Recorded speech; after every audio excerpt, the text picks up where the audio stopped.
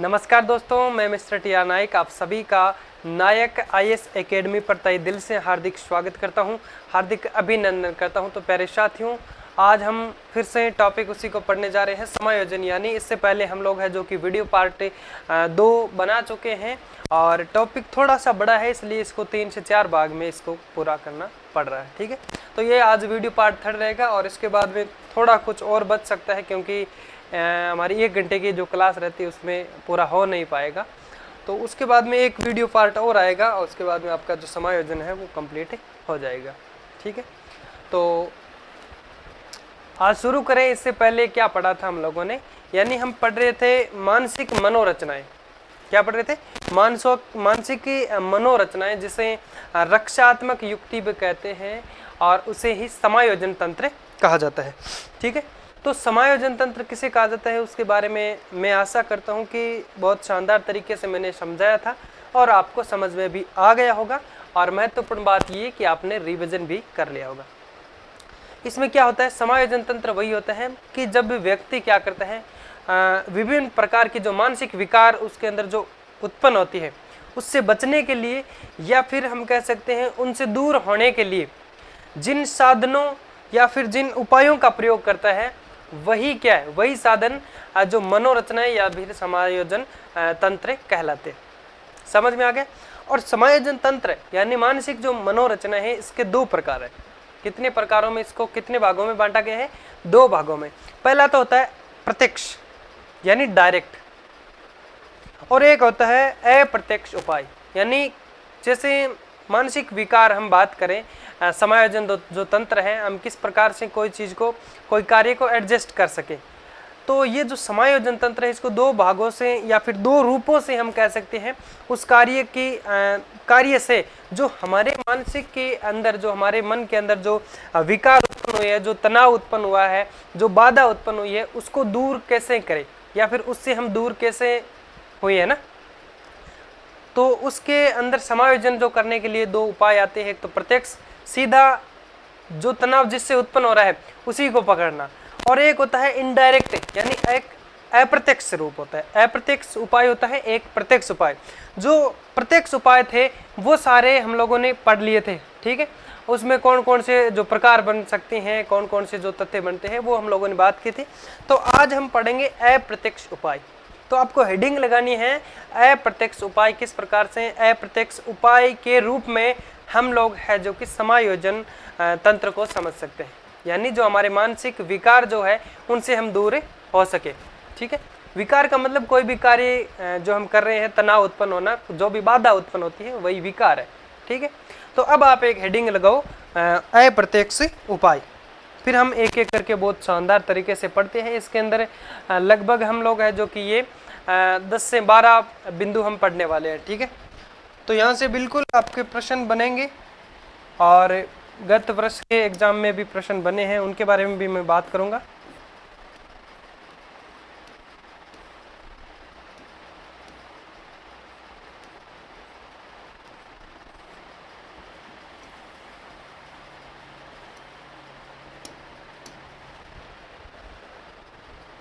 ठीक है, चलो हेडिंग लगा दी आपने, अप्रत्यक्ष उपाय।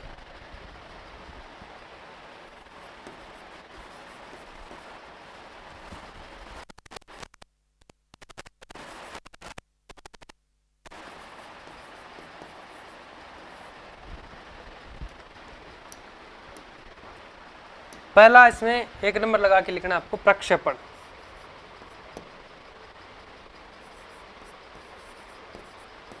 कौन सा होगा? प्रक्षेपण हम पढ़ेंगे पहले।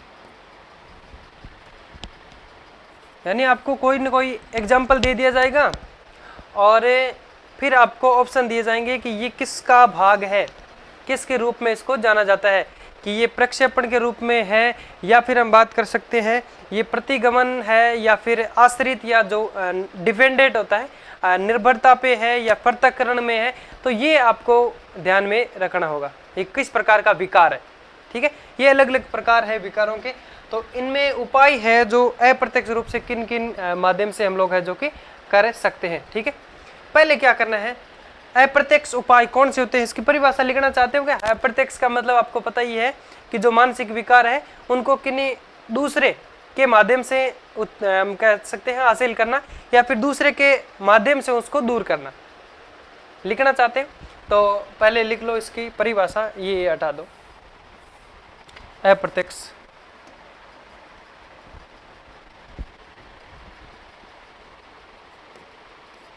सीधा लिख दो। इसमें व्यक्ति अपने मानसिक विकारों को किसी दूसरे उद्दीपकों के माध्यम से दूर करता है, या फिर ऐसे लिख सकते हो कि इसमें व्यक्ति अपने मानसिक विकारों को दूर करने के लिए किन्हीं अन्य उद्दीपकों की सहायता लेता है या फिर के माध्यम से करता है। चलो मैं लिखवा देता हूं।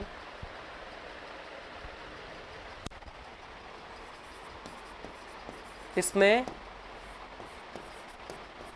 व्यक्ति अपने मानसिक विकारों को दूर करने के लिए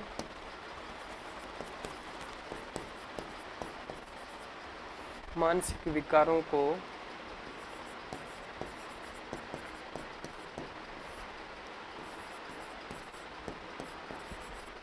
करने के लिए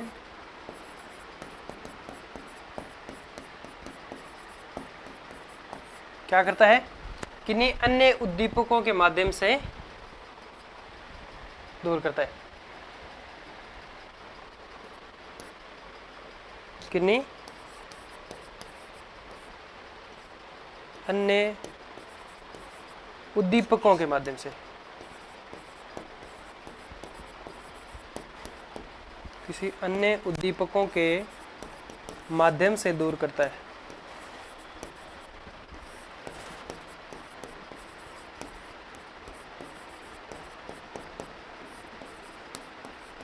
चलो फटाफट लिखो, फिर एक नंबर लगा के लिखो प्रक्षेपण।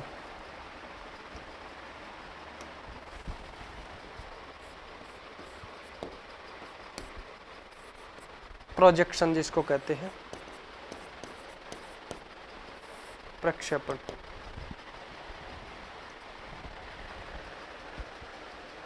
लिख रहे हो ना? प्रक्षेपण क्या होता है भाई, इसका अर्थ क्या होता है, किसे कहते हैं प्रक्षेपण? यानी फेंकना वो नहीं है, थ्रो। फेंकना, थोपना हो गया, या फिर किसी पे आरोप लगाना, वह कहलाता प्रक्षेपण। ये कैसा एक हम कह सकते हैं विकार है जो इसके अंदर शामिल किया गया है। चलो मैं लिखवा देता हूं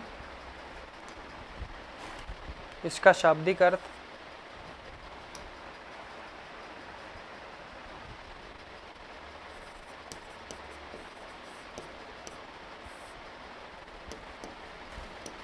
पहले अर्थ लिखवा देता हूँ फिर समझा दूंगा ना।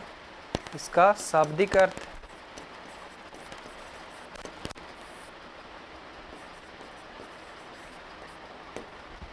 फेंकना, थोपना, आरोपित करना।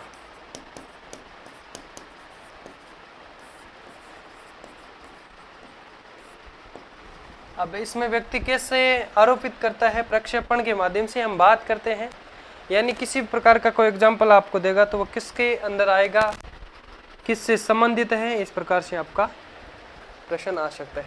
चलो अब इसमें बात करते हैं, यानी शाब्दिक अर्थ क्या होता है प्रक्षेपण का, फेंकना, थोपना या फिर किसी पे आरोप लगाना।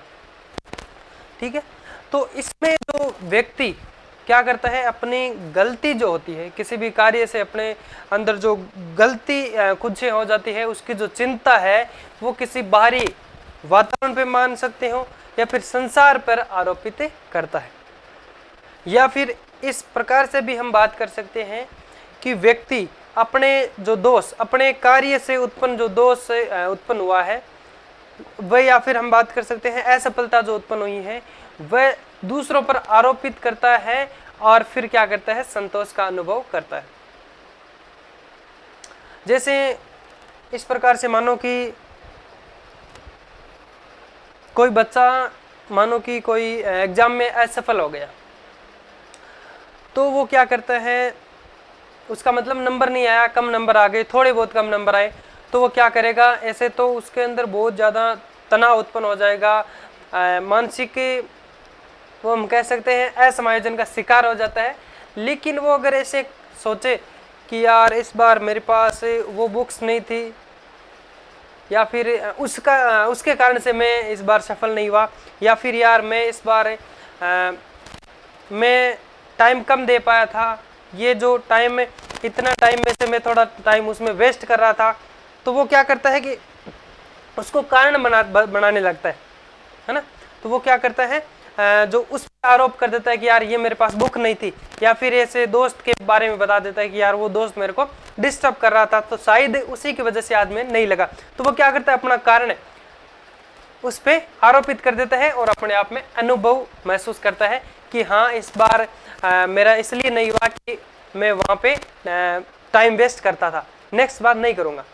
तो इसलिए क्या करता है, वो अपने आत्मा में शांति उत्पन्न कर लेता है, तो इसमें जो संतोष उत्पन्न करता है, और जो हम कह सकते हैं जो कारण जो था वो दूसरों पे आरोपित कर देता है, दोष जो है असफलता का वो बाहर दूसरे के संसार पे किसी पे भी आरोपित कर देता है।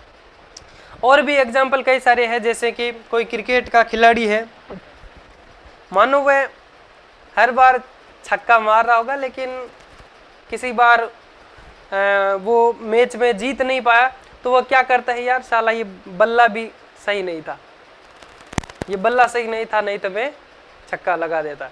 अब वो क्या करता है, उससे हुआ नहीं, वो सफलता उसको मिली नहीं, इसलिए वो क्या करता है, आरोप किस पे लगाता है, बल्ले पे, और संतोष उत्पन्न कर लेता है, या फिर खुद कर लेता है, या फिर दूसरों को तो दिला देता है कि भाई ये प्रॉब्लम थी इसलिए, नहीं तो मैं कर देता। और इसमें वही इसमें युक्ति है कि जो कि नाचूं कैसे, आंगन टेढ़ा है, नाच न जाने आंगन टेढ़ा, उसको नाचना आ नहीं रहा है कि आंगना ही टेढ़ा है ना, तो वो उसको नाच नहीं आ रही है, लेकिन वो किस पे आरोप लगा रही है, आंगन पे, फर्श पे, कि ये फर्श टेढ़ा है, कैसे नाचूं, क्योंकि उसको नाच आ ही नहीं रही है। इसलिए जो उसके अंदर दोष है वो दिखा नहीं रहा, वो दूसरों पे आरोपित करता है। या फिर कई व्यक्ति ऐसे होते हैं कि मैं उससे घृणा नहीं करता बल्कि वो मुझसे घृणा करती है, या फिर मैं उससे घृणा नहीं करती बल्कि वो मुझसे घृणा करता है। किस पे आरोप लगा दिया, सामने वाले पे, खुद से हटा दिया, सामने वाले पे आरोप लगा दिया।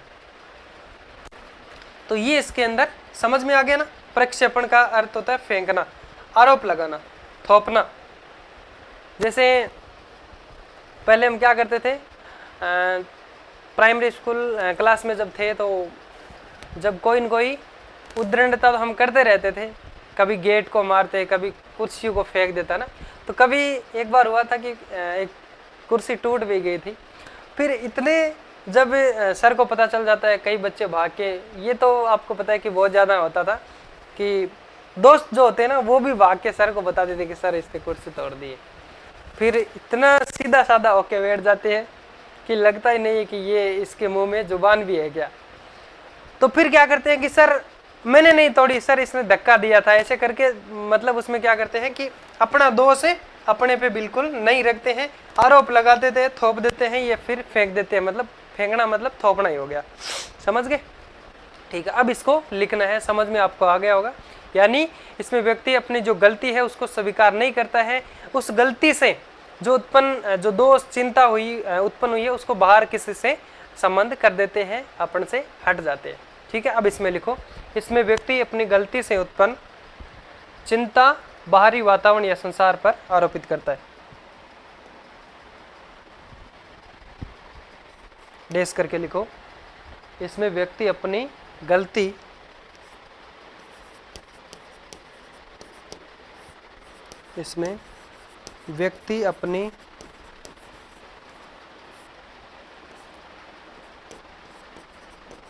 गलती से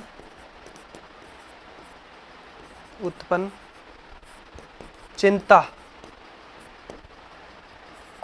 चिंता या विकार कहो, तनाव कहो, दबाव, स्ट्रेस, जो भी ना, चिंता को किसी क्या करता है? चिंता को किसी बाहरी वातावरण या संसार पर आरोपित करता है। बाहरी वातावरण या संसार पर आरोपित करता है।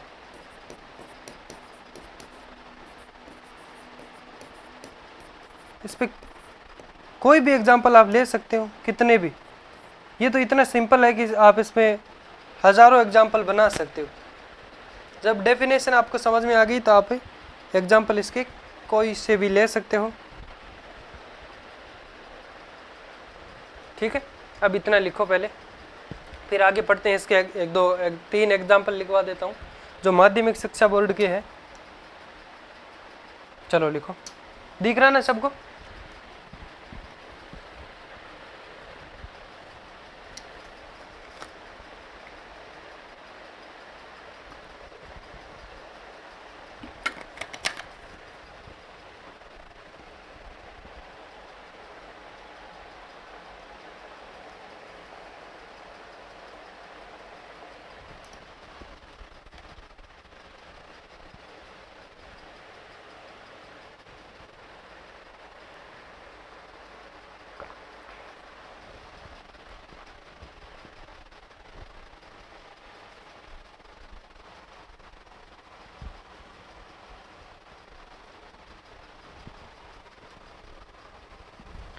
फटाफट लिख लो, फिर आगे बढ़ते हैं, क्योंकि टाइम ज़्यादा है नहीं ना, क्लास लंबी जाती है तो फिर।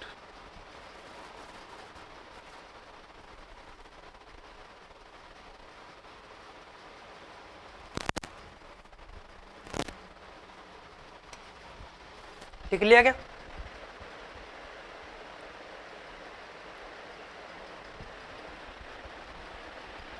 लिख लिया यहाँ तक? चलो देखिए, इसमें व्यक्ति अपनी गलती से उत्पन्न चिंता को किसी बाहरी वातावरण या संसार पे आरोपित करता है, या फिर हम कह सकते हैं अपनी गलती से, या व्यक्ति अपने किसी कार्य को करने से जो दोष उत्पन्न हुआ है या फिर असफलता को दूसरे पर आरोप के अनुभव महसूस भी कर नहीं संतोष अनुभव भी करता है। चलो नेक्स्ट। या इसी के जस्ट नीचे लिख देना है, या व्यक्ति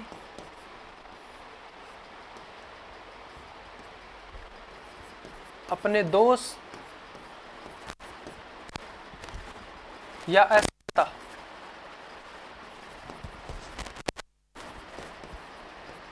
असफलता का कारण किसी और को थोपकर किसी और पे आरोपित करके क्या करता है? असफलताओं का जो कारण है, हम कह सकते हैं असफलताओं को दूसरों पे थोप देते हैं और संतोष का अनुभव करते हैं। या व्यक्ति अपने दोष, लिखा ही नहीं मैंने, या व्यक्ति अपने दोष या असफलताओं को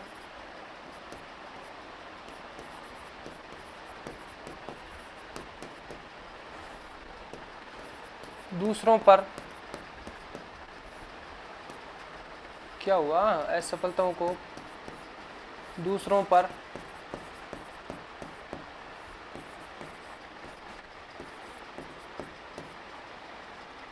आरोपित करके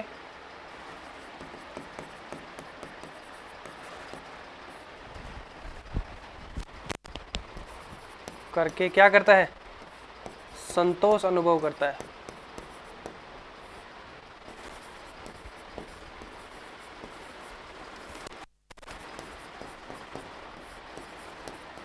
अब इसके कुछ एग्जाम्पल लिखते हैं।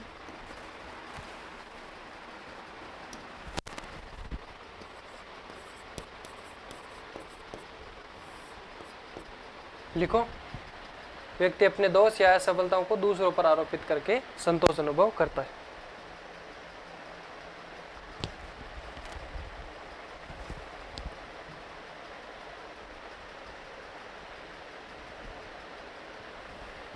एग्जाम्पल लिखो कि मैं उससे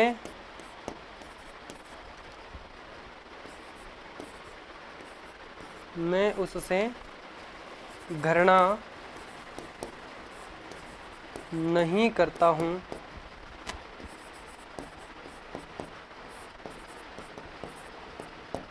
बल्कि वो मुझसे घृणा करती है। मुझसे घृणा करती है।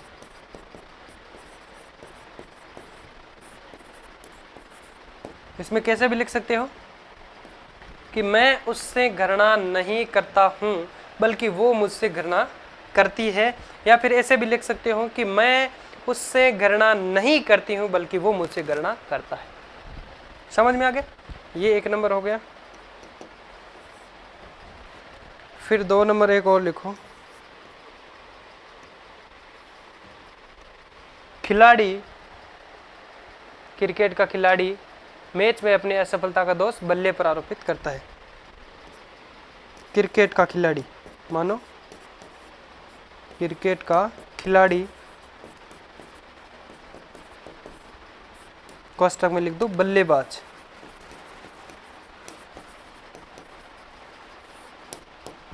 अपनी असफलता का दोष, अपनी असफलता का दोष किस पे उत्पन्न करता है, किस पे आरोपित करता है? असफलता का दोष बल्ले पर आरोपित कर देता है, बल्ले पर आरोपित करता है या फिर थोप देता है, आरोपित करता है। क्रिकेट का खिलाड़ी अपनी असफलता का दोष किस पे थोप देता है? बल्ले पर।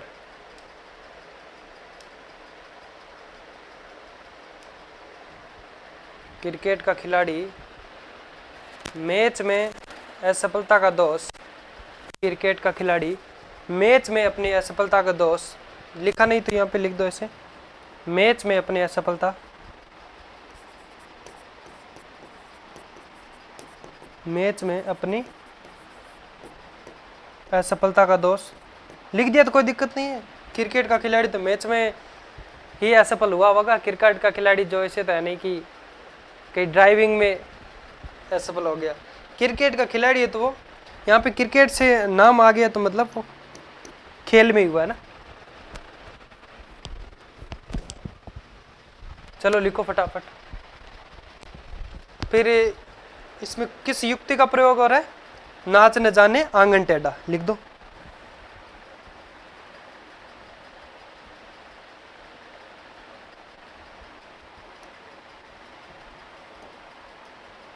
दिख रहा नहीं आता?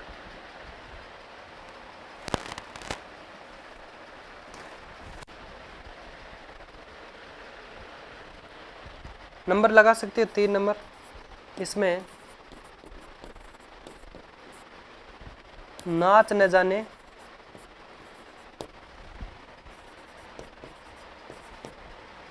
आंगन टेढ़ा,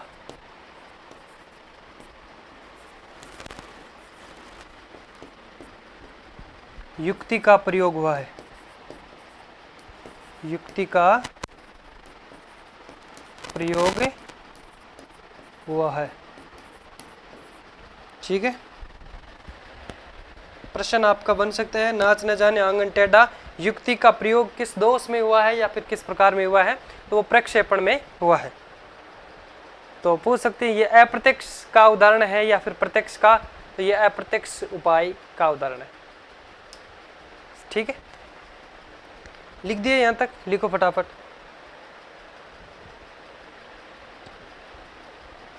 फिर आगे जो है आश्रित है, डिपेंडेंट जो कहते हैं, निर्भरता, तो इन सब में है जो कि ज़्यादा कुछ पढ़ने को नहीं है। जो नॉर्मल में उनकी जो 1-2 एग्जाम्पल रहेंगे और नॉर्मल डेफिनेशन रहेगी, ज़्यादा इतना नहीं लिखना है। लिख दिया कि यहाँ तक, लिखो फटाफट लिखो।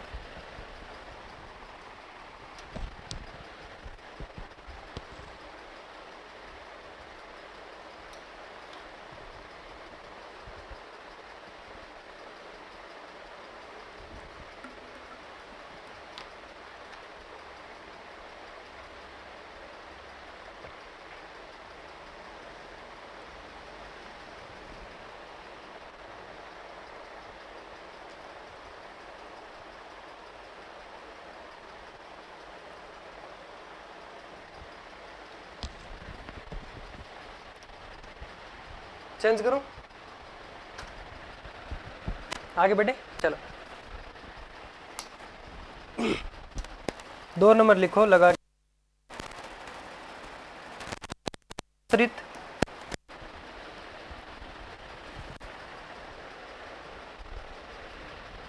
दो नंबर लगा के लिखो आश्रित।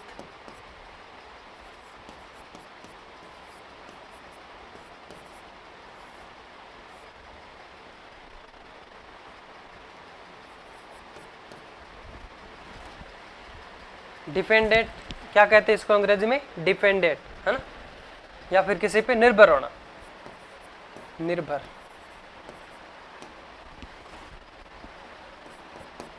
निर्भरता, ठीक है। इसमें क्या होता है पहले समझा देता हूं। आश्रित या निर्भरता ये एक तरह का जो हम कह सकते हैं दोष, ये किस प्रकार से किन के अंदर किस प्रकार से होता है। तो इसमें क्या होता है कि व्यक्ति जो पूरी तरह से दूसरों पे निर्भर रहता है, दूसरों पे आश्रित रहता है। तो जैसे हम है जो कि 8वीं से 18वीं सदी का जो राजस्थान का इतिहास जो हम पढ़ेंगे उसमें वैसे बात करेंगे। कई सारे जो आपने पढ़ाई है साहित्य के अंदर कि जो कई सारे ऐसे जो राजा महाराजा के टाइम में आश्रित कवि थे। अब आपको पता है कि आश्रित कवि का मतलब एक तो दरबारी कवि होता है, उसको सैलरी मिलती है, और एक आश्रित जो कवि होता है वो उसको आसरा चाहिए। आसरा मतलब वो उन्हीं पे निर्भर रहता है, उनको खाना पीना रहना सहना ही चाहिए, केवल सैलरी नहीं चाहिए। तो वो कई सारे आश्रित कवि भी थे। तो इसमें उसी के अकॉर्डिंग बात करते हैं कि इसमें व्यक्ति जो होता है वो पूरी तरह से दूसरों पे निर्भर रहता है, दूसरों पे आश्रित रहता है, उनके बिना वो कुछ भी नहीं करता। जैसे कि बात करें, कोई बच्चा है अपने माता पिता पे आश्रित रहता है, दादा दादी पे आश्रित रहता है, नाना नानी हो या फिर कोई महात्मा गुरु हो, उन पे आश्रित हो जाता है। जैसे बच्चा है माँ से पापा से पैसे मांगे, जब चाहिए जो भी चाहिए सीधा पैसा मांगे, जो भी चाहिए कि मेरे को अपना फ़ोन दो, मतलब फ़ोन लाना है, पैसे चाहिए, जो भी XYZ है ना, गाड़ी चाहिए, कुछ भी। तो वो क्या करते हैं, खुद कुछ नहीं करते, सारा का सारा जो अपना हम कह सकते हैं आश्रित जो है वो उन्हीं पे रहता है, पूरी तरह से दूसरों पे निर्भर रहते हैं, ठीक है, खुद कुछ नहीं करते। तो वह किसके अंदर माना जाता है, किसके अंदर शामिल होता है, तो वह होता है आपके आश्रित या निर्भरता में। किस प्रकार का उपाय है, आश्रित व निर्भरता। तो चलो लिख लेते हैं इसमें।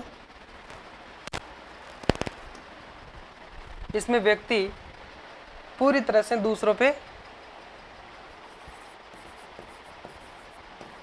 इसमें व्यक्ति पूरी तरह से दूसरों पर निर्भर होता है।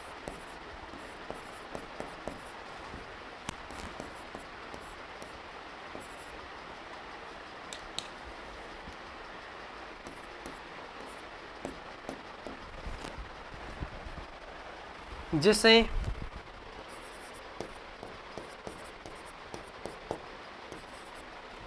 माता पिता, दादा दादी,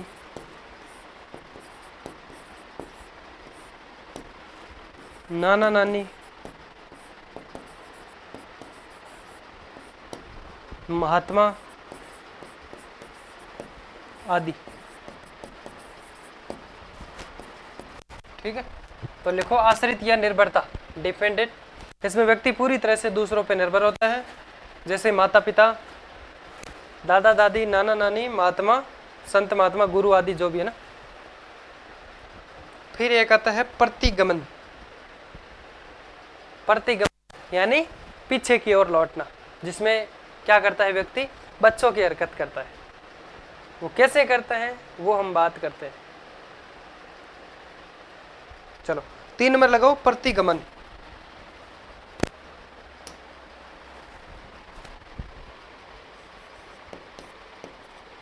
प्रतिगमन उपाय।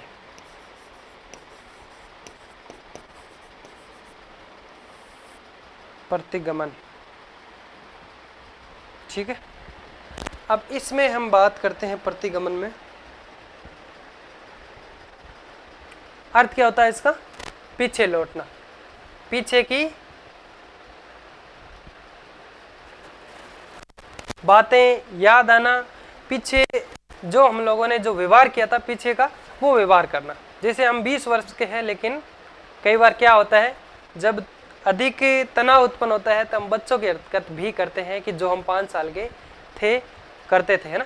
तो उस तनाव को दूर करने के लिए वो हम करते हैं। वो किस प्रकार से करते हैं, यानी इसका अर्थ क्या होता है? पीछे लौटना। हम बात कर सकते हैं जैसे कि इसमें वर्तमान के जीवन की अगर बात करें तो इस समय की जो समस्या है उनको कम करने के लिए वैसा व्यवहार करना जैसा कि हम बचपन में करते थे या फिर बाल्यावस्था में करते थे। जैसे क्या करते हैं हम, कई बार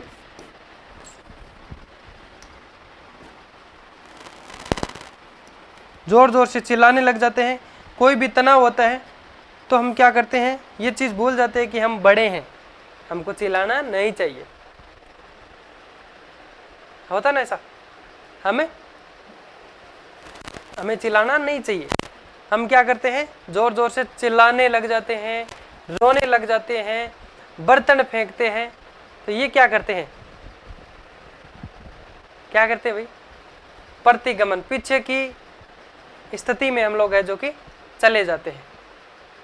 और भी एग्जाम्पल ले सकते हैं कि जैसे क्या करती है, जब किसी लड़की का विवाह कर दिया जाता है तो वह अपने माता पिता, सभी भाई बहन को सबको छोड़ करके ससुराल चली जाती है। और फिर जब महीने 2 महीने से वापस वहाँ से आती है, उसको पता है कि मैंने एक बहुत बड़ी उपलब्धि मानो या फिर बहुत बड़ी जिम्मेदारी मेरे पास आ चुकी है, अब मैं बचपन को, मेरे को वैसे नहीं, बचपन को भूल जाना चाहिए कि बचपन की जैसी हरकत मुझे नहीं करनी चाहिए। तो वो क्या करती हैं, जैसे ही पीहर आती है तो वो सारे जो गहने वगैरह, कपड़े जो उसके हम कह सकते हैं जो एक महिला जो पहनती है, पूरे जो वस्त्र है वो फेंक के, और जो बचपन के जो रूप में या फिर एक अनमेरिड लड़की के रूप में जो वस्त्र होते हैं वो पहन के और सारे निकाल के सब फेंक देती है और अपनी माँ की गोद में आकर के सो जाती है। मतलब एक उसको बचपन की याद आती है बहुत ज़्यादा, क्योंकि वह काफ़ी टाइम अपना पूरा जीवन जो आधा मान सकते हैं वो अपने बचपन में ही गुजारा है, जन्म से लेकर के, और वो 20 साल की हुई है तब तक। तो उसको वो उस चीज़ की वो 2 महीने में तो कैसे भूल पाएगी, मानो 2 महीने रह के वापस आई है तो उसकी वो याद आ जाती है। तो वो क्या करती है, अपने बचपन की तरफ यानी प्रतिगमन करती है। क्या करती है? प्रतिगमन करती हैं। तो इसमें लिखते हैं, इसका अर्थ होता है, इसका अर्थ होता है पीछे लौटना। इसका अर्थ होता है पीछे लौटना।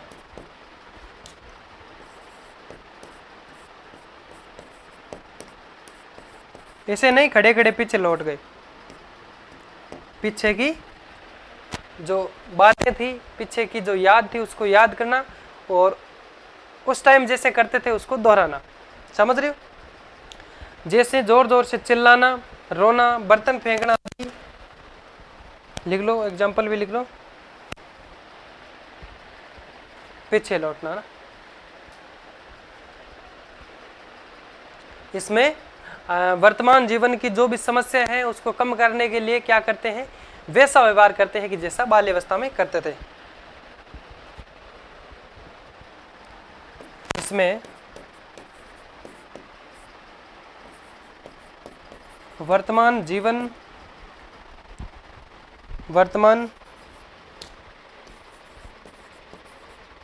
के तनाव को, वर्तमान जीवन के तनाव या फिर समस्या की बात कर सकते हैं, वर्तमान जीवन की समस्याओं को दूर करने के लिए क्या करते हैं, वैसा व्यवहार करते हैं। कैसा? वैसा व्यवहार करते हैं, वैसा व्यवहार करते हैं। कैसा? जैसा, वैसा व्यवहार करते हैं जैसा बाल्यावस्था में करते थे। बाल्यावस्था में करते थे। समझ में आ रहा ना? फिर एक और लिख लो, एक एग्जांपल और लिख लो। पीहर में आकर बेटी अपनी माँ की गोद में सर रख करके सो जाती है।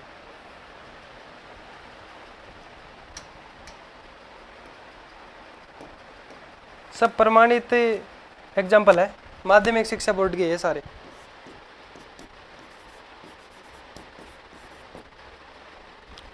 जैसे पीहर में आकर बेटी, पीहर में आकर बेटी अपनी माँ के गोद में सर रख के सो जाती है। बेटी अपनी माँ की गोद में सिर रखकर सो जाती है। होता ना ऐसा?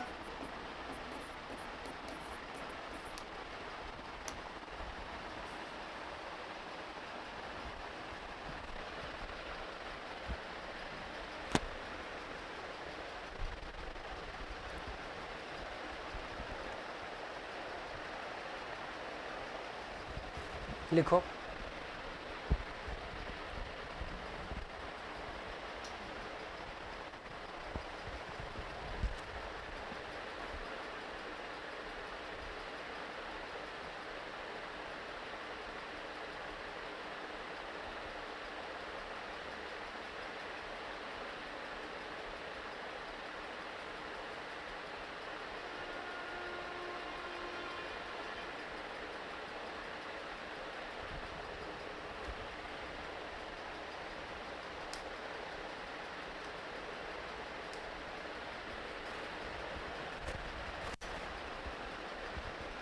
लिख दिया?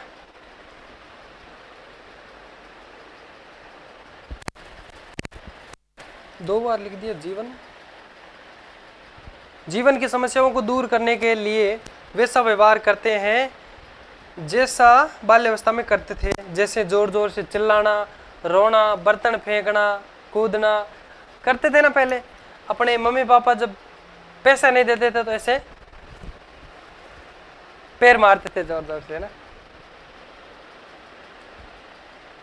तो यहां पे लिखना चाहते हो क्या कि जैसे रोना, चिल्लाना? चलो लिख दो, यहां पे लिखो।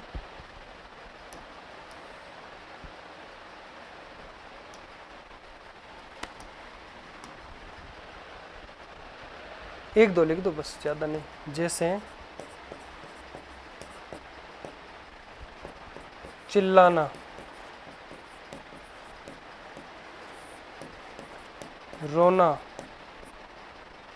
बर्तन फेंकना।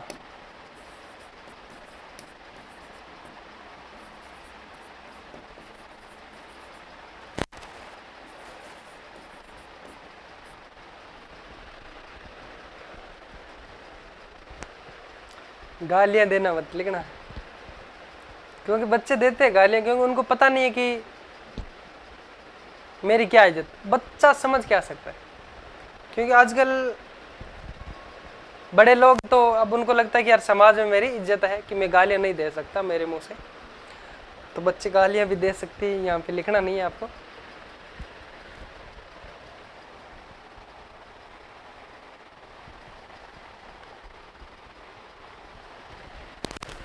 लिख दिया? चलो अब आगे बढ़ते हैं। 4 नंबर लगाओ, पृथक्करण। पृथक्करण लिखो।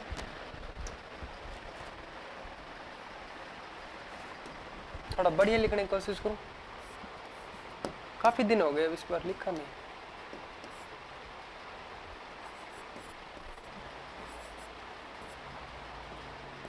पृथक्करण थ पूरा आएगा।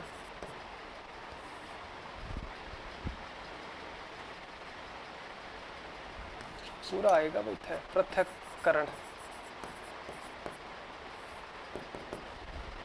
ठीक है, पृथक्करण लिखो। इसमें हम बात करेंगे पृथक्करण का अर्थ क्या होता है। पृथक्करण का मतलब दूर होना, दूर करना, पलायन करना।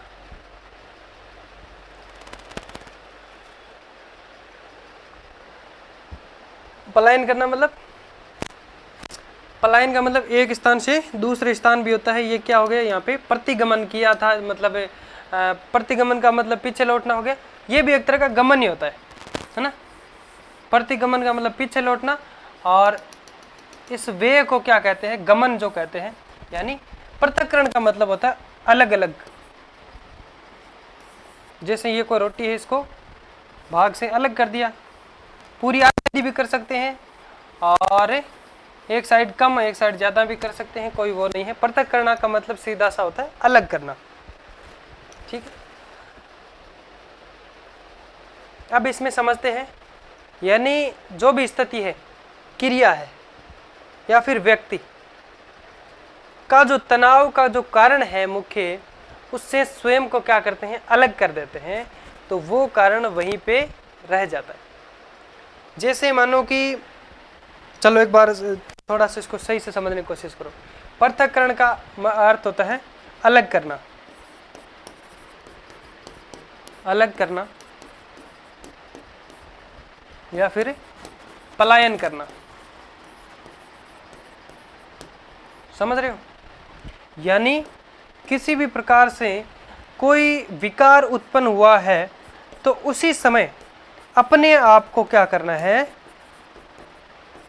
उसी समय अपने आप को उस कारण से थोड़ा सा दूर कर लो, ताकि वह कारण फिर से आप हावी ना हो सके और आपको किसी भी प्रकार से परेशान न कर सके। जैसे मानो कि कोई सास है जो बहू को, सास बहू को मानो भला बुरा कह रही है, गाली सुना रही है। मानो किचन में कोई कुछ भी हुआ है, बोला रोटी अच्छी नहीं बनाई, ये नहीं सब्जी अच्छी नहीं बनाई, तो सास क्या करती है, बहू को गालियां मानो दे रही है या फिर कुछ बोल रही है, डांट मार रही है, तो बहू क्या करो, उठ के अपने दूसरे कमरे में चल जाओ, समस्या खत्म। तो उसी समय उस विकार से, उस कारण से, जो कारण जो बना था, उससे दूर हो जाओ, उससे अलग हो जाओ, उससे पृथक हो जाओ। मानो कि आप कोई एक जगह बैठे हैं, आपके काफ़ी सारे दोस्त वहाँ पे हैं, अगर वो आपकी मजाक उड़ा रहे हैं या फिर आपसे मजाक कर रहे हैं, आपको सहन नहीं हो रहा है, तो आप उनसे दूर हो जाओ, उनसे दूर हो जाओ। मानो वो आपके हमेशा के दोस्त है और आपसे बात भी होती है फोन पे भी, तो भी आपसे मजाक करते हैं, तो उनसे बात करना भी बंद कर दो, उनसे बात करना भी बंद कर दो। ये क्या है, पृथक्करण उपाय, अप्रत्यक्ष रूप से समायोजन करने का उपाय है पृथक्करण, यानी अलग हो जाना। समझ रहे हो? जैसे मानो किसी ने आपको गाली दी और आप भी उसको गाली देंगे, तो फिर फर्क क्या हुआ आप में और उसमें? अगर उसने गाली दी, आप बिल्कुल बिना कुछ बोले साइड हो जाओ।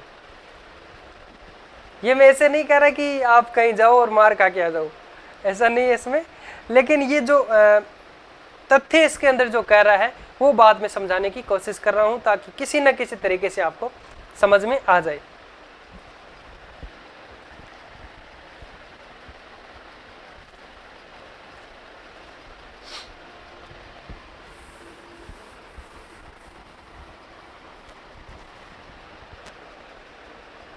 और ये आपको पता है, प्रभु यीशु ने भी कहा था कि जैसे कोई व्यक्ति अगर आपके गाल पे थप्पड़ मारता है, तो आप दूसरा गाल भी उसके सामने कर दो।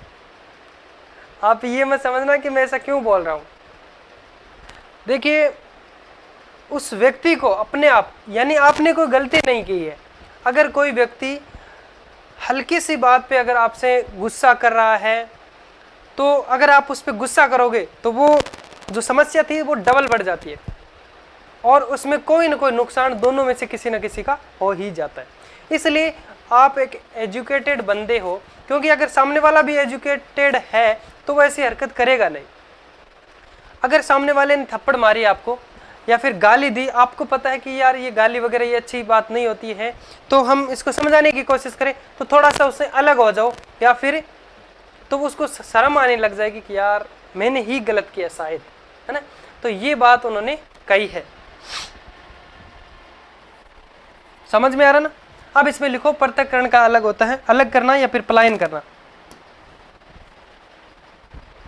इसका अर्थ है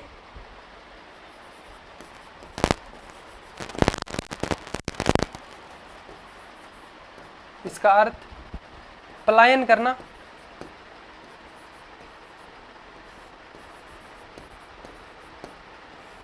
या अलग करना।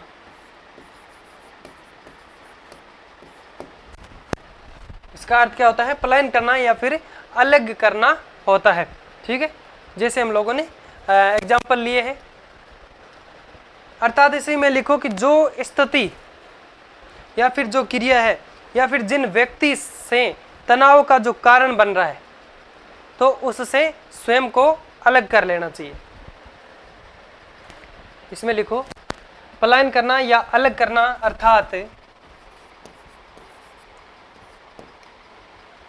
अर्थात क्या है? जो व्यक्ति है, स्थिति है, क्रिया है, अर्थात जो क्रिया, जो स्थिति, क्रिया या व्यक्ति क्या है? तनाव का कारण है, तनाव का कारण है। तो उसमें क्या करना है? तनाव का कारण है तो उसी समय, यानी तनाव का अगर यानी इनमें से स्थिति है या फिर कोई क्रिया है या फिर व्यक्ति है, तो उसमें वही तनाव का अगर कारण है तो उससे स्वयं को अलग कर लेना है। उसमें स्वयं को क्या करना है? खुद को अलग कर लेना है, स्वयं को अलग करना है।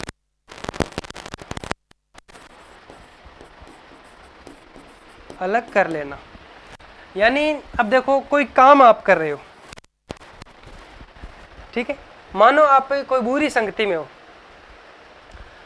तो उसमें उस क्रिया को आप दूर नहीं कर सकते बल्कि आप दूर हो सकते हो। जैसे मैंने अभी बताया था कि आप 5 दोस्तों में बैठे हो, वो 5 दोस्तों से आपको अगर तनाव उत्पन्न हो रहा है तो उनको तो आप बोल नहीं सकते कि आप यहाँ से चले जाओ, नहीं बोल सकते, आप खुद दूर हो सकते हो। वहाँ से आप दूर हो जाओ, समस्या खत्म।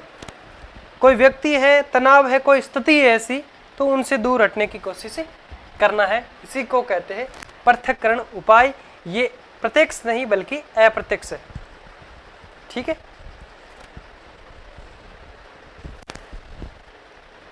लिख दिया? एग्जाम्पल लिख दो। जैसे दोस्त मजाक कर रहे हैं जिससे आपको परेशानी होती है, तो उनसे अलग हो जाना चाहिए। दोस्तों द्वारा मजाक से परेशान होकर उनसे अलग हो जाना या बात करना बंद करना।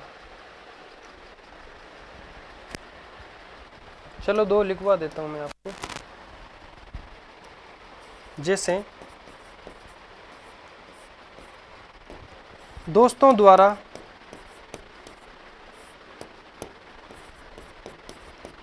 मजाक करने से परेशान होकर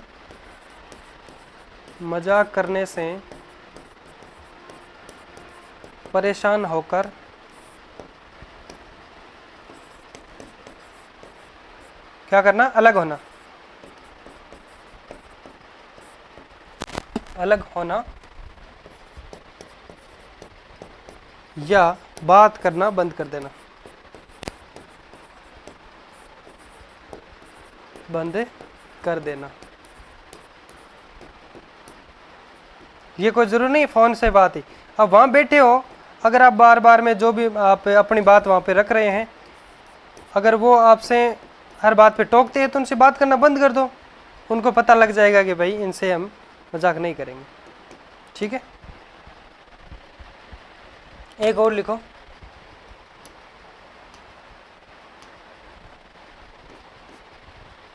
सास के डांटने से, सास के डांटने पर बहू उठकर अपने कमरे में चले जाना। सास के डांटने पर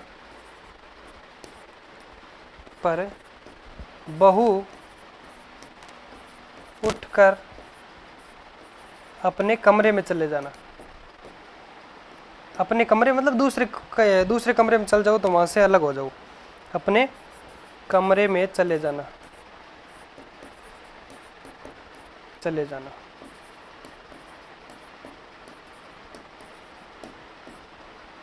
लेकिन आजकल क्या होता है, अगर सुनाई दे दिया ना कि सास बोल रही है मेरे बारे में, तो तीसरे कमरे से उनके पास आ जाते हैं लड़ने के लिए। होता है कैसा? नहीं होना चाहिए, है ना।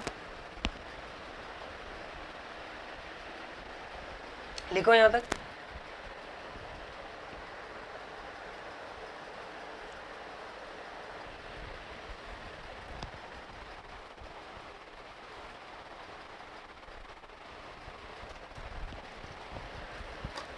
फटाफट से लिखो।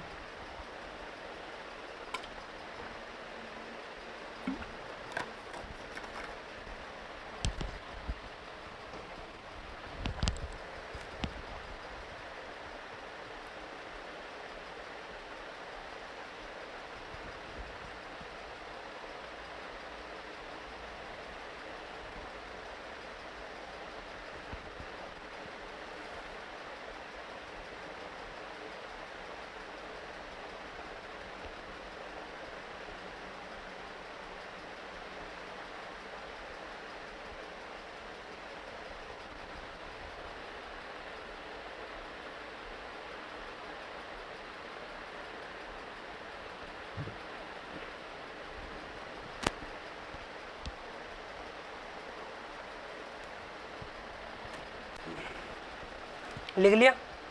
कितने हो गए? 4 हो गए ना। 5 नंबर लगाओ, युक्तिकरण।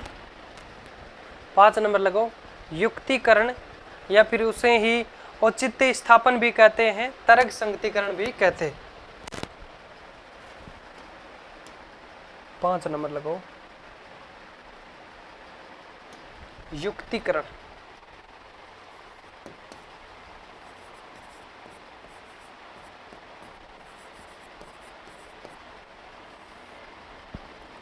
या औचित्य स्थापन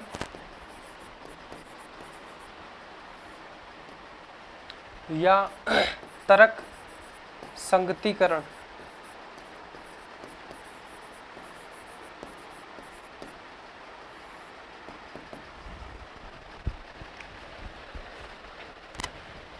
झूठे बयान देना, तर्क देना। लिख लिया? हाँ चलो एक हेडिंग लगा के छोड़ दो, पहले समझते हैं इसको। देखिए इसमें क्या करता है, व्यक्ति जो होता है वो खुद को सही साबित करने के लिए कई सारे क्या करता है, बहाने बनाता है, तर्क देता है, हिट जो देते हैं। यानी इसमें क्या करता है व्यक्ति स्वयं को सही व उचित साबित करने के लिए, यानी ठहराने के लिए झूठे कारण प्रस्तुत करता है। झूठे कारण प्रस्तुत करता है कि मैं यहाँ पे सही था, और क्या करते हैं, झूठे कारण वहाँ पे प्रस्तुत करता है या फिर रखता है। यानी किसी भी कारण से क्या होता है कि जो पद या वस्तु उसको नहीं मिल पाई, किसी भी कारण से, मानो कोई व्यक्ति है, अब आपको पता है कि ये इसको हासिल तो करना चाह रहा था, बहुत टाइम से मेहनत कर रहा था, लेकिन जब ये चीज़ इसको नहीं मिली तो फिर क्या करता है, ये मजबूरन होके इसके बारे में गलतफहमियां इसके अंदर पैदा हो जाती है। ये कहता है कि नहीं, ये तो मैं करना ही नहीं चाह रहा था, इसके अंदर ये कमियां हैं, इसके अंदर ये कमियां हैं, जो भी। अब एग्जांपल लूं कि कोई व्यक्ति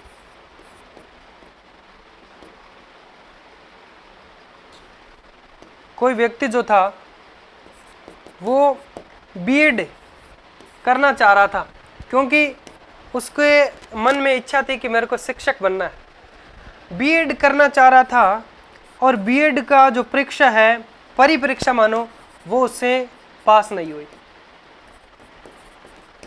परिपरीक्षा उससे पास नहीं हुई। चलो परी भी हो गई मानो कि बीएड के मेन एग्जाम उससे पास नहीं हुए, तो बीएड उसकी हुई नहीं। फिर वह क्या करता है कि नहीं यार, मैं तो शिक्षक तो बनना ही नहीं चाह रहा था, शिक्षक की नौकरी मेरे को अच्छी नहीं लगती। तो वो क्या करता है, झूठे तर्क यहाँ पे देता है। वो करना तो चाह रहा था, स्वयं को सही साबित करने के लिए इसके लिए झूठे तर्क देता है। जब वो करना ही नहीं चाह रहा था, शिक्षक की नौकरी उसको अच्छी नहीं लग रही थी, तो क्यों बीएड करा था, क्यों परी पास की। बीएड की मतलब पहले परी पास की, कॉलेज मिली, और मानो कि फर्स्ट ईयर का उसका एग्जाम था, सारे में फेल हो गया, एक दो में मानो फेल हो गया। तो फिर क्या लगता है उसको कि यार ये मैं कर तो नहीं सकता। बाकी क्या करता है, ऐसे तो वह रह नहीं सकता कि दूसरों के सामने क्या किस प्रकार से पेश आएगा। बोलते हैं कि नहीं यार, मेरे को बीएड करनी नहीं थी, क्योंकि शिक्षक की नौकरी मुझे अच्छी नहीं लगती। इस प्रकार के कई सारे जो एग्जाम्पल, जो एक लोमड़ी वाला जो आपको पता है, अंगूर खट्टे है ना, एक जो बाग बगीचा था उसके अंदर अंगूर थे, लेकिन वो लोमड़ी को मिले नहीं, क्योंकि लोमड़ी उसके लिए कई देर तक उछल कूद की थी, लेकिन वह नहीं मिल पाए, वो हासिल नहीं कर पाई। इसलिए क्या कहती हुई चलती है कि नहीं, अंगूर खट्टे थे, क्योंकि उसको मिले नहीं, तो फिर वह करे क्या। ऐसे थोड़ी कि मेरे से हाथ नहीं आया, अपनी कमी कौन बताता है कि मेरी ये कमी थी, समझ गए ना। अब कई सारे असफल भी होते हैं ना। अब आपको पता है कि मेहनत करने वाला बच्चा असफल नहीं होता है। हाँ, अपवाद के रूप में हो जाता है, लेकिन अगर वह तैयारी करेगा, अगर ईमानदारी से तैयारी कर रहा है, तो वो नेक्स्ट में उसका पक्का हो जाएगा, सिलेक्शन हो ही जाएगा, अगर वो ईमानदारी से मेहनत करता है तो। अब उसको पता है कि मैंने कहीं ना कहीं कमी रखी है, उसको ये साबित, उसको ये लगना चाहिए कि हाँ, मैंने शायद वो क्वेश्चन मेरे को नहीं आ रहे थे, तो मेरी ही कमी है उसमें। एक मिनट। तो उसको ग्रहण करना चाहिए कि हाँ, मेरी गलती है, इसमें स्वीकार करना चाहिए, मेरी मेहनत में कहीं ना कहीं कमी है।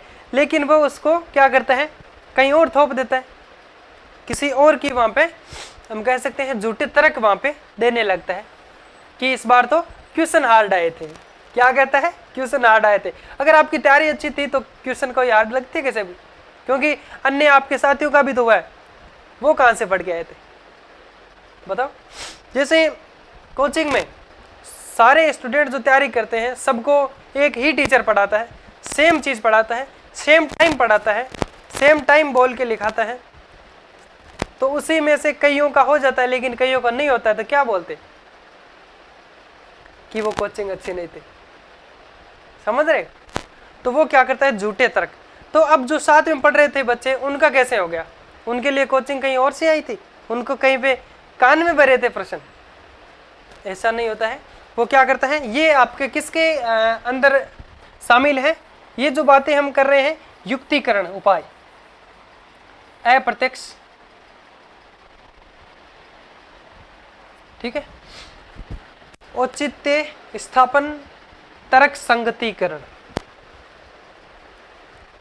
या फिर कोई कोर्स कर रहे हैं, कोई व्यवसाय अगर नहीं चल रहा है, उसमें असफल हो जाता है, कोई धंधा स्टार्ट किया असफल हो गया, बोल नहीं यार ये तो मेरे को करना ही नहीं था, मैं तो कोई दूसरा करने वाला था, क्योंकि वो उसमें सफल नहीं हुआ, इसलिए वह तर्क संगत यानी जो कि तर्क देता है झूठे। और भी कई सारे है, जैसे कि वो मोटरसाइकिल, अब आपको पता है कि साइकिल से कौन चलना चाहेगा, वो कोशिश करता है मोटरसाइकिल लेने की, लेकिन मोटरसाइकिल मिल नहीं पाई, मानो परिस्थिति मानो, फिर वह क्या करता है, साइकिल को ही अच्छा बताता है कि यार साइकिल बहुत अच्छी होती है, शरीर के लिए अच्छी रहती है, शारीरिक इससे जो तनाव है वो भी इससे है जो कि दूर हो जाते हैं, और इस प्रकार से तमाम जो भी झूठे तर्क देता है, क्योंकि वो हासिल नहीं कर पाया, मोटरसाइकिल ले नहीं पाया, उसके पास पैसे नहीं थे, कुछ भी मान सकते हो आप। तो इसमें आप लिखो कि इसे में व्यक्ति स्वयं को सही व उचित ठहराने के लिए क्या करता है, झूठे तर्क देता है।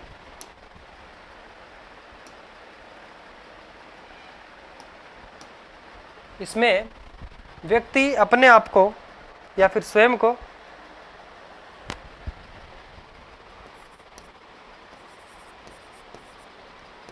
इसमें व्यक्ति स्वयं को सही या उचित क्या करता है, ठहराने के लिए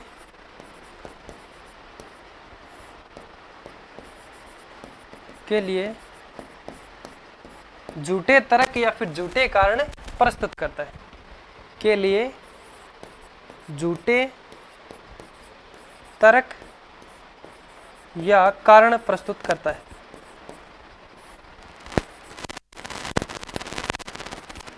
प्रस्तुत करता है।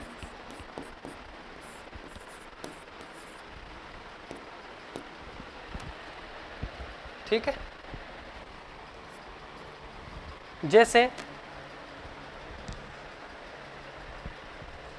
मानो किसी कारण से कोई पद या वस्तु प्राप्त नहीं हुई तो उससे संबंधित झूठे तर्क देना, उसकी खूबियां बताना, उसमें कमी बताना।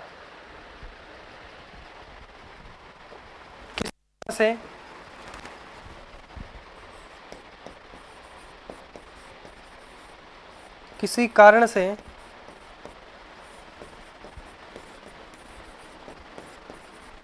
कोई पद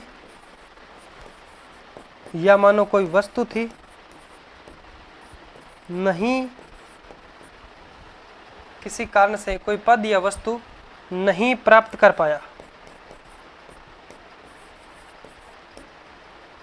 पाया तो उससे संबंधित, किससे संबंधित, उस पद से संबंधित, उस वस्तु से संबंधित नहीं पाया तो उससे संबंधित झूठे तर्क प्रस्तुत करना, उससे संबंधित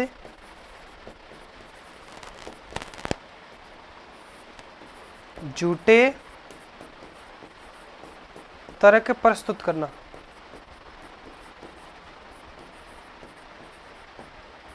समझ रहे हो ना? जैसे बीएड परीक्षा पास न होने पे टीचर की नौकरी को बुरा बताना या गलत बताना।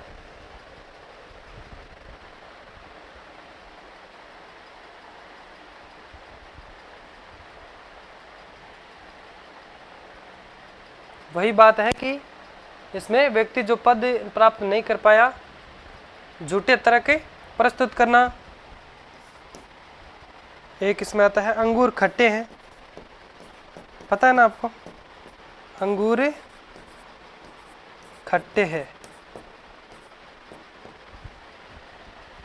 इसमें लिखो, इसमें व्यक्ति जिस पद को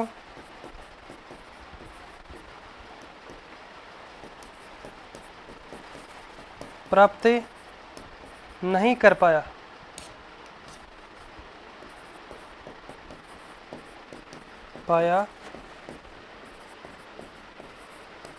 उसके बारे में, या फिर उसको हम कह सकते हैं खराब बताना या फिर गलती उसमें बताना, उसको खराब बताना या फिर उसमें खराबी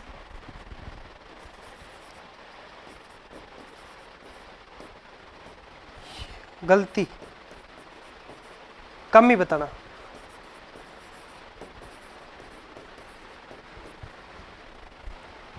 ऐसे लिखो यारो, उसको खराब या कमी, उसमें कमी बताना, खराब या उसमें कमी बताना। ठीक है, फिर एक दो एग्जांपल इसमें और लिख लो, लिख लिया यहाँ तक। जैसे बीएड परीक्षा में असफल होने पे छात्र द्वारा क्या ये कहना कि मैं अध्यापक बनना ही नहीं चाहता। फटाफट लिख लिया गया तक? लिख लिया तो फिर आगे बढ़ते हैं।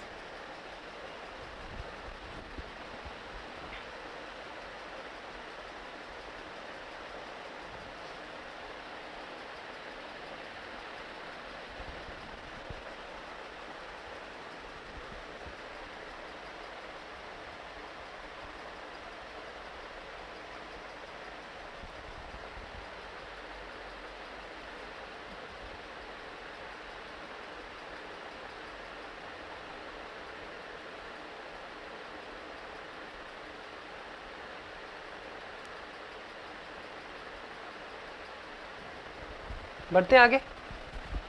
चलो एग्जाम्पल लिख लो। जैसे बीएड परीक्षा में असफल छात्र, बीएड परीक्षा में असफल होने पर छात्र क्या करता है? अध्यापक कि वह मैं अध्यापक बनना ही नहीं चाहता। जैसे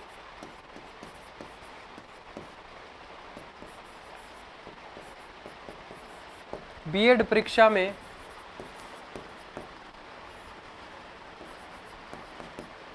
असफल होने पर छात्र कहता है कि मैं अध्यापक बनना ही नहीं चाहता।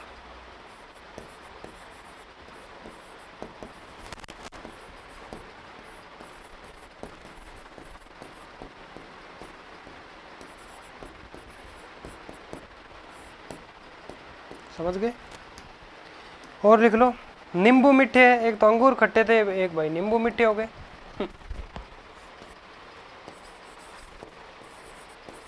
नींबू मिठे,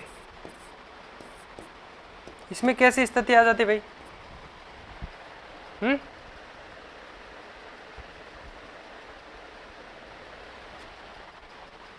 इसमें एक दो और लिखो तो लिख लो, कोई जरूरी नहीं है ना। व्यवसायी वाला जो मैं बता रहा था, किसी प्रकार का कोई व्यापार करता है, उसमें असफल हो जाता है, बोला ये मैं धंधा करना ही नहीं चाह रहा था। लिखना चाहो तो लिख लो। बीएड वाला 1 नंबर लगा के 1 नंबर और लिख लो। किसी कोर्स या व्यवसाय में असफल होने पे उसको खराब या गलत बताओ।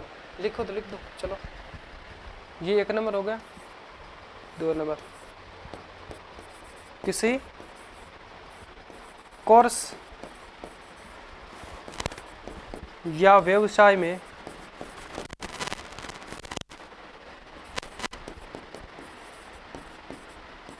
असफल होने पर उस कोर्स या व्यवसाय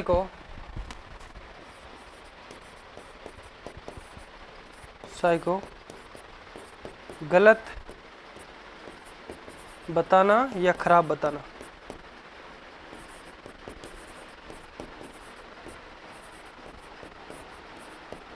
समझ गए?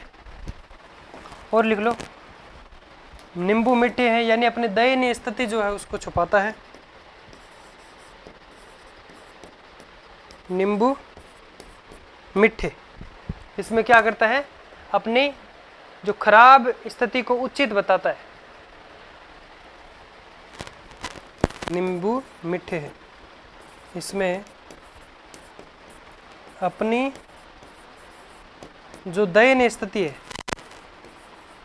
दयनीय या खराब स्थिति को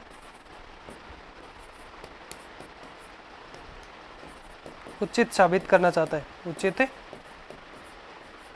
बताता है।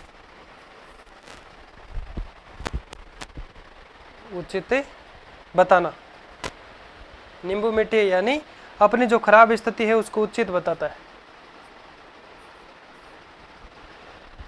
जैसे मोटरसाइकिल नहीं मिलने पर साइकिल को ही अच्छा बताना।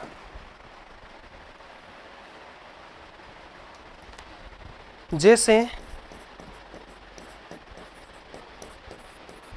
मोटरसाइकिल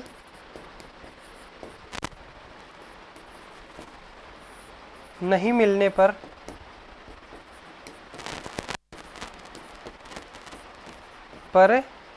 साइकिल को ही अच्छा बताना।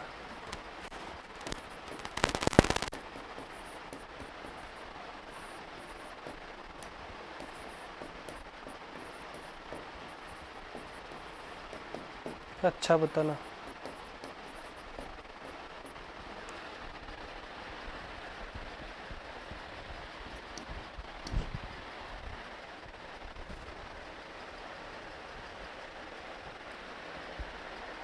तो ये जो युक्ति है ये कब हम कह सकते हैं, अपराध के रूप में नोट लगा के लिख सकते हो यहाँ पे कि इस युक्ति को जो अपराध भाव, इस युक्ति में हम बात कर सकते हैं, युक्ति को अपराध भाव बदलाव के लिए उपयोग किया जाता है। अपराध भाव परिवर्तन के लिए उपयोग किया जाता है। जैसे कि कोई अपराधी है, वो अपने अपराध का कारण किसको बताते हैं, बुरी संगति को बताते हैं कि उसके कारण मैं ऐसा हो गया, अपराधी बन गया। लिखो यहां तक।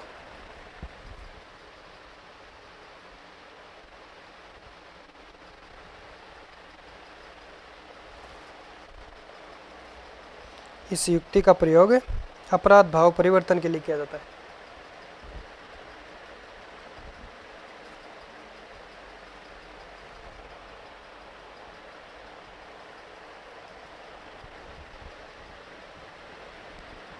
बढ़े आगे, चलो।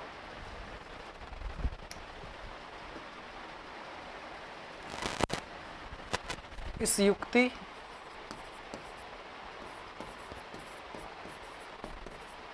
को अपराध भाव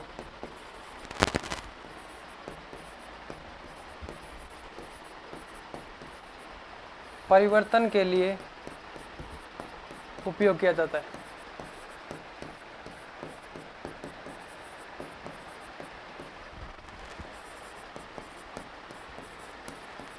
जैसे कोई अपराधी अपने अपराध का कारण, जैसे कोई अपराधी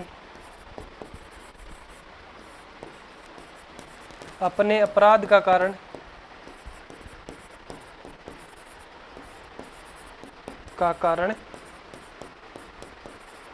बुरी संगति को बताता है।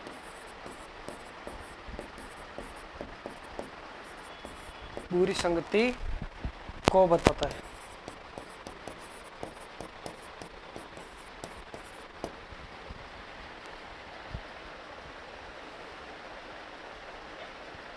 जब अपराध करेगा तो उसी को ही जेल भेजा जाएगा, ना कि कोई बुरी संगति है ना, दोस्त वगैरह सब बाहर आ जाते अगर वो उसमें साथ नहीं थे तो।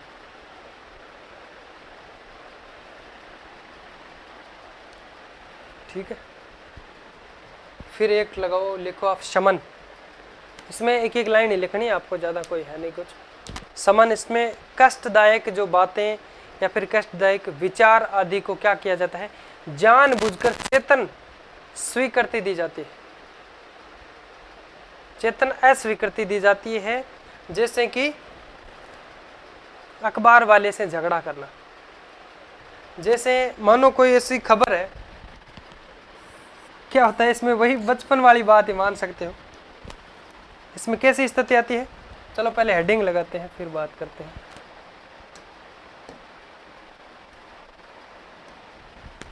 कितने पढ़ लिए, 5 थे क्या, 6 नंबर लगा के लिखो।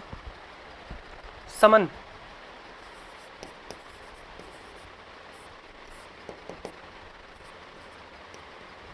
इसमें जो कष्टदायक विचार है, कष्टदायक बातें हैं, उनको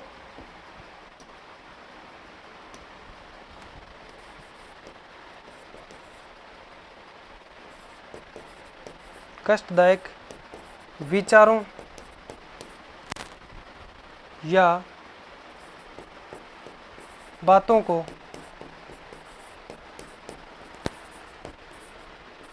जानबूझकर, यानी अखबार वाले से क्यों झगड़ा करता भाई, क्योंकि अखबार के अंदर किसी प्रकार की कोई खबर आई और मतलब क्या करता है कि कष्टदायक विचारों या बातों को जानबूझकर अपने चेतन मन को अस्वीकृति देता है। चेतन जानबूझकर चेतना की अस्वीकृता, चेतना को अस्वीकृति देता है। चेतना को, या फिर सीधा लिख सकते हो यहाँ पे, कष्टदायक विचारों या बातों को जानबूझकर चेतन अस्वीकृति देना। चेतन अस्वीकृति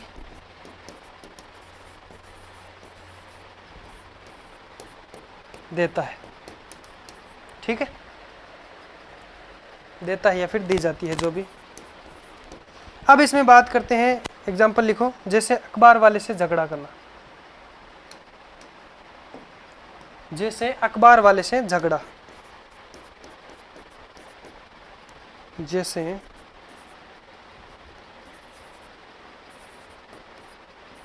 अखबार वाले से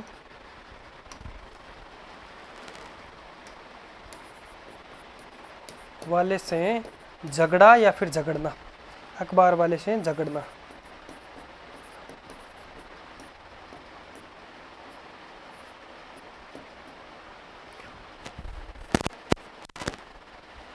ये एक तरह का मानसिक विकार है।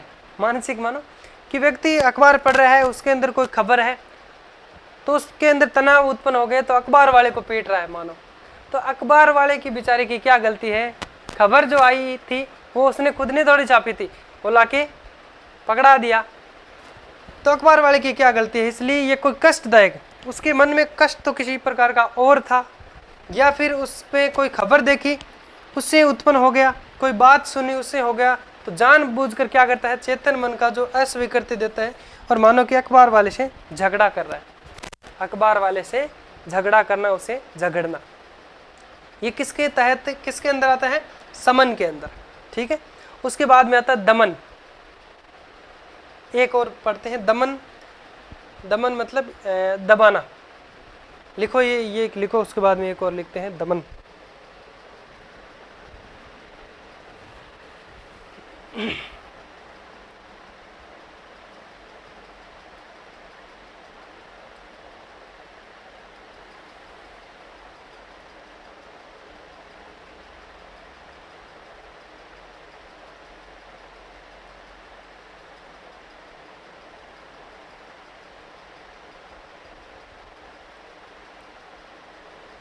इसमें कोई खास है नहीं, समन है, एक दमन है।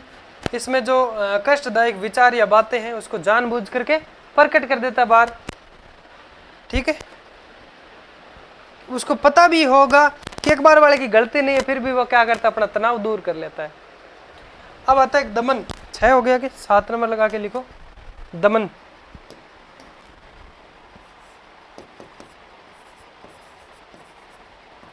इसमें कष्टदायक जो इच्छाएं हैं, भावनाएं, उसको दबाया जाता है। चलो समझते हैं इसको। यानी इसमें जो कष्टदायक बातें हैं, कष्टदायक इच्छाएं हैं, उनको बलपूर्वक क्या करता है? अचेतन मन में दबा देना ही दमन कहलाता है। जैसे कि बात कर सकती हैं, उसका माध्यमिक शिक्षा बोर्ड का एग्जाम्पल है, उन्होंने लिखी है साफ साफ लाइन कि महिलाएं गंदी गालियों का दमन कर देती, महिलाओं ने है जो कि गंदी गालियों का दमन कर दिया है। महिलाओं ने गंदी गालियों का दमन कर देती है। महिलाएं जो है वो गंदी गालियां नहीं निकालती क्योंकि उनको शर्म आती है, शंका आती है। महिलाएं कभी सुना है आपने कि गंदी गालियां दे रही है? नहीं देती है, लेकिन पुरुष तो दे देता है, नहीं देती ना महिलाएं। तो यही एग्जाम्पल है, उसमें उसका दमन कर दिया। यानी कई बार गुस्सा उत्पन्न होता है लेकिन उसको बाहर प्रकट भी नहीं कर पाते, तो वो दमन होता, उसको दबा देना, अपनी इच्छा को दबा देना। यानी इसमें लिखो आप, कष्टदायक बातें। कई बार क्या है कि हमको बहुत गुस्सा भी आता है, लेकिन ऐसे लगता है कि यार अपना ही भाई है, अपना ही व्यक्ति है, तो उस पर हम क्या करते हैं? रहम कर देते हैं। यानी उस पर गुस्सा वो प्रकट नहीं करते हैं, तो उसको जो हमारा गुस्सा था, क्रोध था, उसको अंदर ही हमने समा लिया, रोक लिया, वही दमन होता है। यानी इसमें कष्टदायक बातों, इच्छाओं को बलपूर्वक अचेतन मन में दबा देना, बस सिंपल सा है। इसमें कष्टदायक बातों या इच्छाओं को बलपूर्वक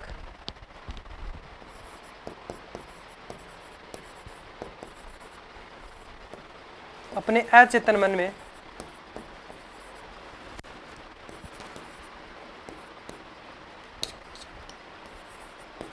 अचेतन मन में दबा देना, दबा देना ही दमन कहलाता है। दमन कहलाता है।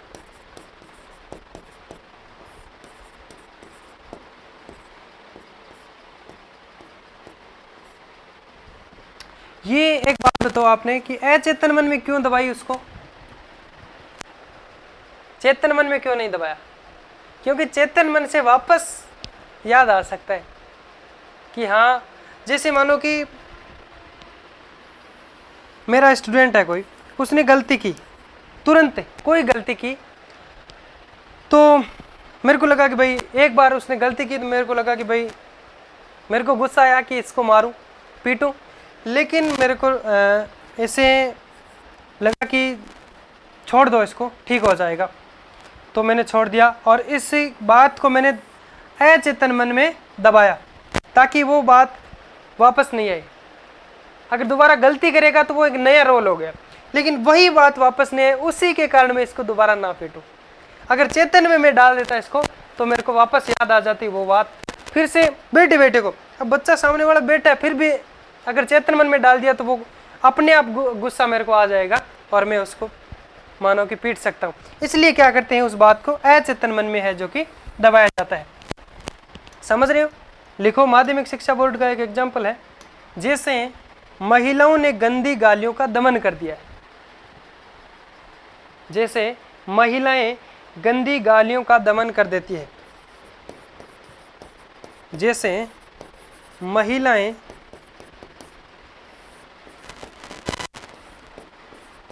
गंदी गालियों का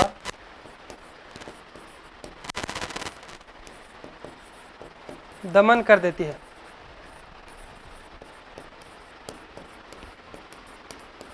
आवाज आ रही है ना अच्छे से? ओके।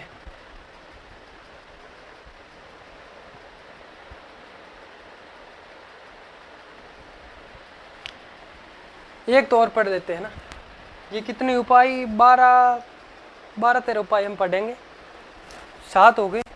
एक और लिखो, तादात्मीकरण, या फिर जिसे आत्मीकरण भी कहते हैं। इसमें क्या करते हैं, व्यक्ति अपना जो परिचय है वो किसी अन्य अपने व्यक्ति जो रिश्तेदार मानो उसके साथ देता है, जो समाज में कोई बड़ा हम कह सकते हैं पद पे हो, बड़ा हम कह सकते हैं पद प्रतिष्ठा प्राप्त करता हो, है ना, पॉपुलरिटी जिसके पास हो, तो उसका नाम लेकर के संबोधित करता है कि मैं उसका भतीजा हूँ, या फिर मैं इस प्रकार से।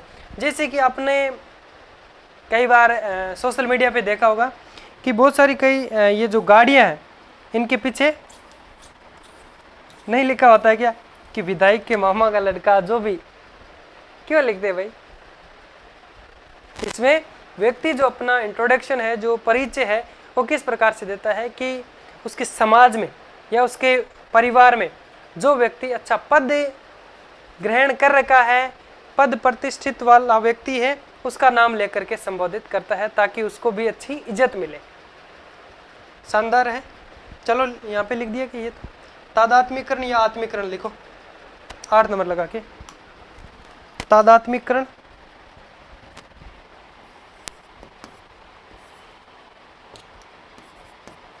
तादात्मीकरण,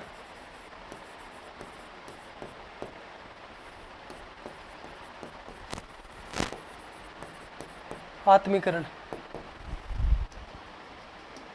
इसमें व्यक्ति अपना परिचय अपने परिवार या समाज से,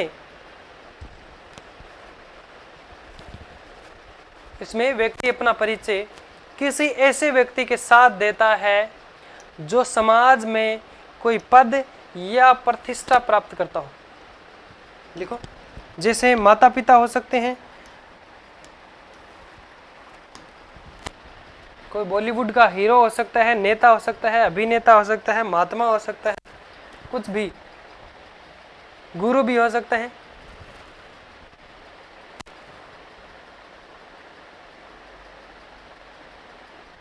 जैसे एक एग्जांपल मैं भी दूंगा, मेरा ही, देखना जरूर ना। इसमें आप लिखो, इसमें व्यक्ति अपना परिचय उस व्यक्ति के साथ देता है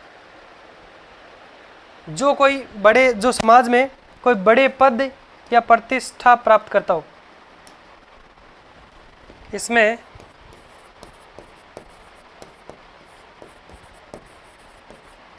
व्यक्ति अपना परिचय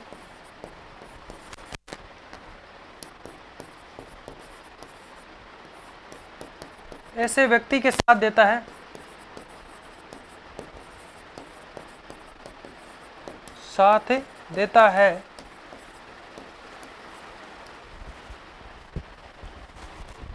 जो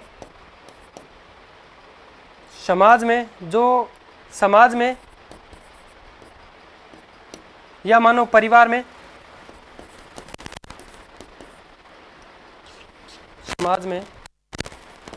समाज में अच्छा पद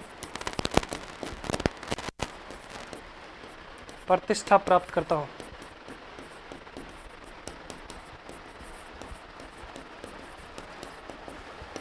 जैसे माता पिता,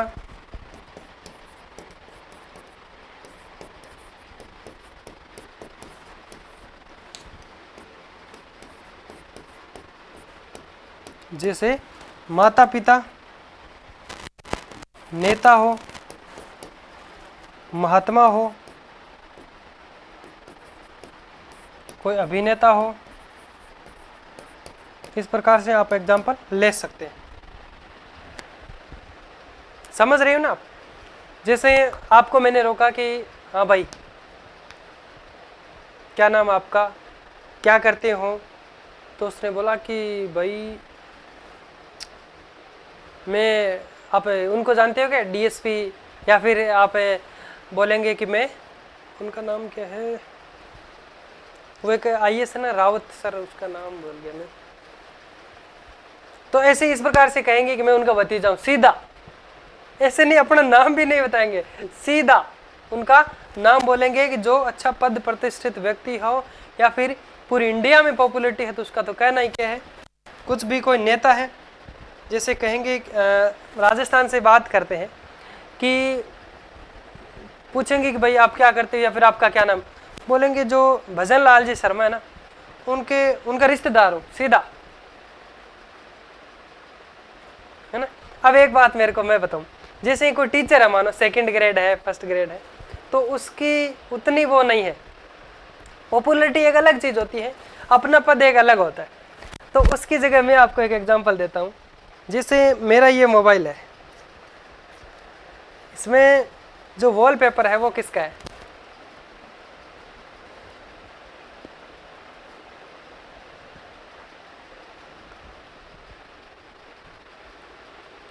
देख रहे हो?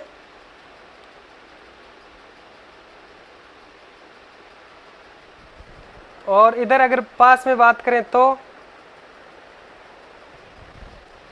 देखो, 2nd ग्रेड टीचर है तो उनकी वो कोई इतनी नहीं है, लेकिन ये एक चीज़ अलग है, बाकी मैं अभी यहाँ नहीं बताऊंगा।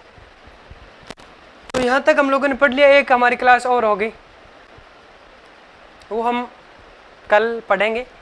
तो मैं आशा करता हूँ कि बहुत शानदार तरीके से मैंने कोशिश की है आपको समझाने के लिए।